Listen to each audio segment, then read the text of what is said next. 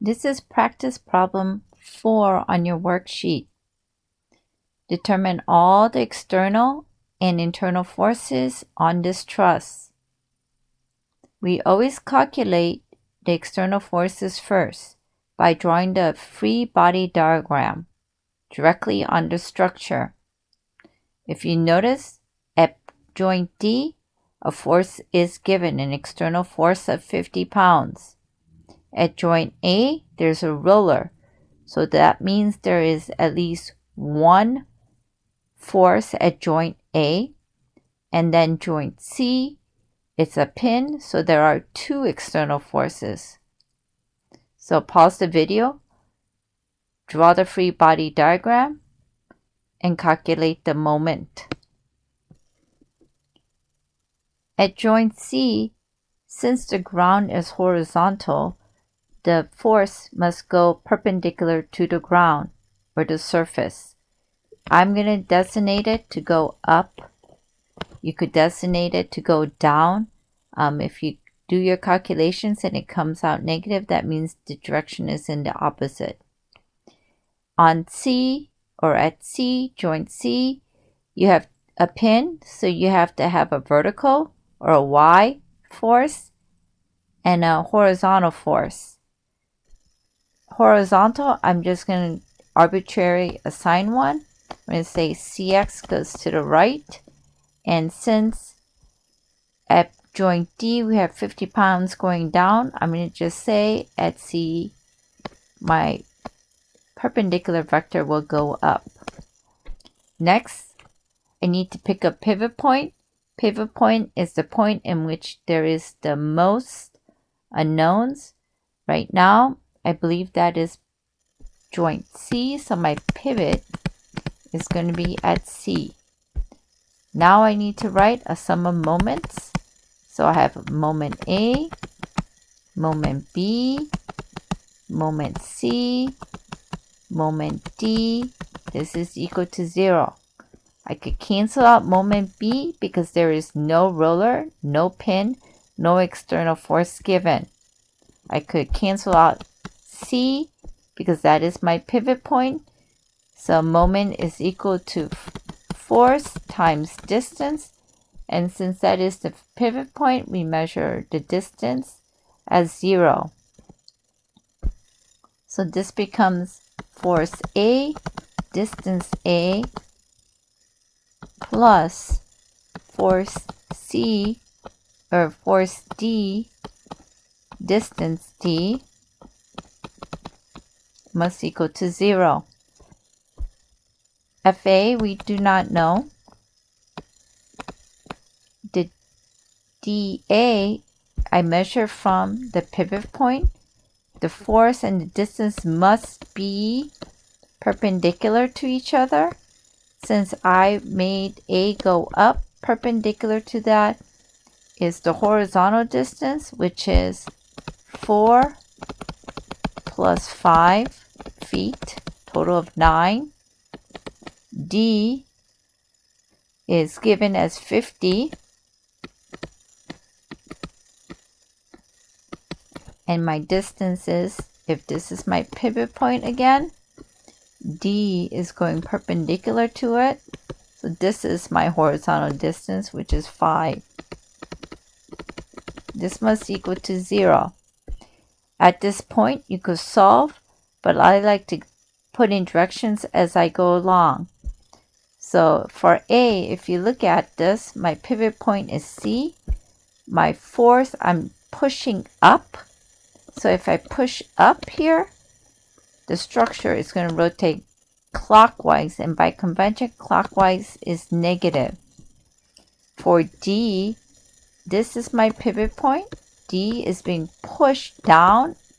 I'm going to push the structure down, so it's going to rotate counterclockwise, so that is positive.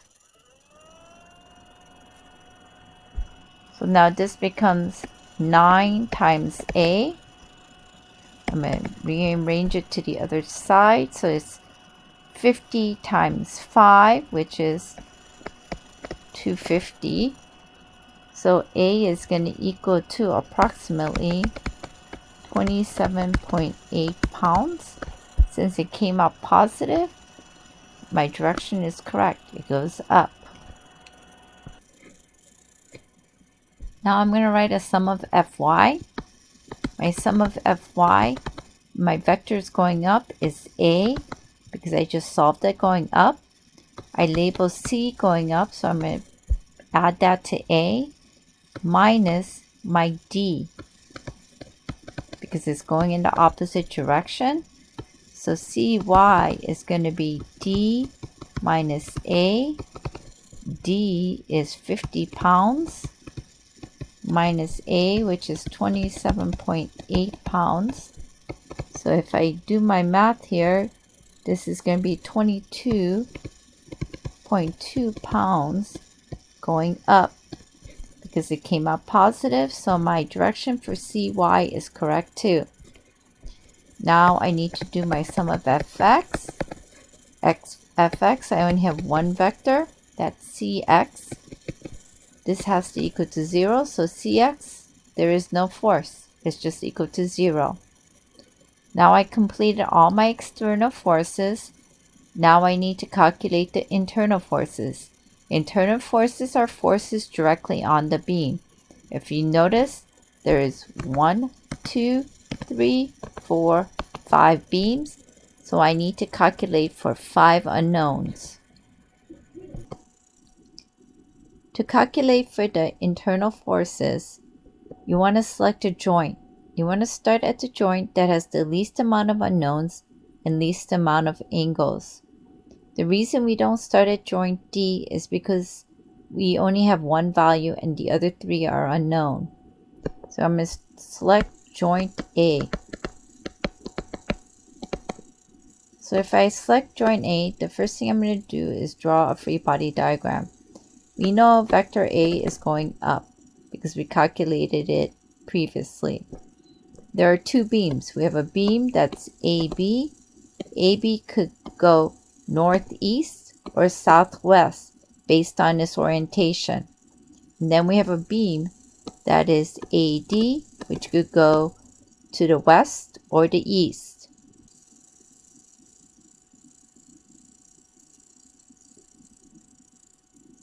Since the external force A goes up, it needs to be counteracted by a force in the opposite direction. That makes beam AB direction go southwest. Since AB goes to the west and south, AD must go to the right to oppose it. Remember, in statics, you want all the forces to cancel out. So if at joint A, the external force goes up, AB is the only force in the y direction, so it has to go south. Since AB goes also to the west, AD must oppose it by going to the east. After we draw a free body diagram, any beam or vector that is at an angle, we must resolve it into x and y. So we know AB is at an angle, so I'm going to redraw it into a right triangle. It's going to go south and it's going to go west. The angle provided here was 51.3. So that means ABX is next to the theta. So it's AB cosine theta. And ABY is opposite the theta. So that's AB sine theta. Now I'm going to write a sum of Fy. A is going up. We know that. Minus ABY. This is equal to 0. If I redraw my vectors, this AB vector is the same thing as having a ABY and an ABX. I can replace this beam with these 2 vectors. This is why A minus ABY equals to 0. So my sum of Fy is going to be A going up minus ABY. This is equal to 0. So ABY is equal to A. ABY is AB sine theta equals to A. Divide both sides by sine theta. So A divided by sine theta is equal to 27.8 pounds divided by sine 51.3 degrees. This is equal to 35.6 pounds. Came up positive, so my direction is correct, and I label my beam. Now I write my sum of Fx equation. So AD is going to the right. I'm going to make that positive, opposed by ABX. This is equal to 0. So AD is equal to ABX, which is equal to AB cosine theta. So if I plug this in, this is 35.6 pounds. I solved my AB right here. Cosine 51.3. So if I calculate this correctly, I get 22.2 pounds. Came up positive, so it's going to the right. I'm going to mark my paper or my beam going to the right. The next joint I want to do is D. So joint D, my free body diagram. I know D is going to go down because that was given to you. I know DA is going to go to the left. Why? Remember, we just calculated AD going to the right. So DA must oppose it, or the beam will twist, break, and won't be in static. So if that is true, then we know that DC has to go to the right. And then beam DB has to oppose D, and it has to go up. So now I write a sum of Fy equation. So that's going to be dB minus D equals to 0. So dB equals to D, which is equal to 50 pounds. Since it came up positive, so my direction is correct. So I'm going to mark my direction in. Now I'm going to write a sum of Fx, dC minus dA. This is equal to 0. So dA is equal to dC. Now I should write it the other way.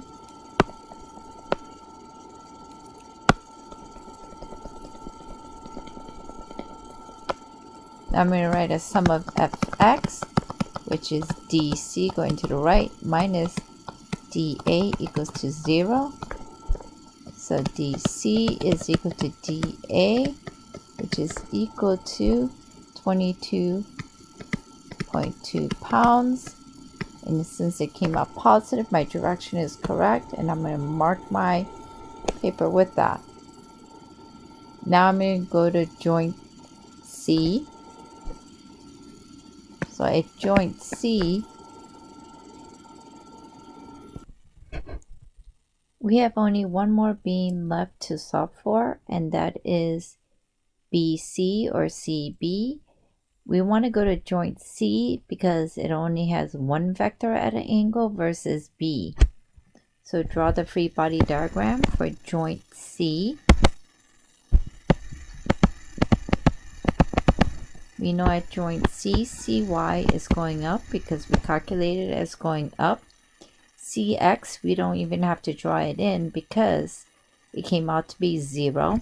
There are two beams. We have a beam that is going either northwest or southeast, that is beam CB, and then we have another beam that is going horizontal, that is CD. We know this direction of CD because we calculated DC to go to the right, and so CD need to oppose it, so it's at static. So I could draw that one in, going to the left. Therefore, CB must go southeast in order to oppose CD in the X direction and CY in the Y direction. Since CB is at an angle, first thing I need to do is make it into X and Y. So it's going to go south and it's going to go to the east. The angle was given as 45 degrees. And this is CB. So that means CBX is next to. So it's going to be CB cosine theta. Remember, anything next to the theta is cosine. Anything opposite is sine. So CBY is CB sine theta. Now I'm going to write a sum of fx and a sum of fy. In this case, we only need to do one, so you could choose. I'm going to just write a sum of fy. You could also write a sum of fx. The only reason we only have to write one equation is we have one more beam to solve. So cy is going up. This is opposed by cby. This is equal to 0. So cby is equal to cy. CB sine theta, substituting in, is equal to cy. Divide both sides by sine theta. So cy divided by sine theta. We solve cy as 22.2 pounds. Divided by sine 45, which was given to you in the problem. So CB comes out as 31.4 pounds. And since it came out positive, we drew it incorrectly. So I'm going to write the direction of the beam into the beam itself at joint C. So that means at joint B, the BC beam will go in the opposite direction. Since the force is pointing into the joints or pushing into the joints, this is compression.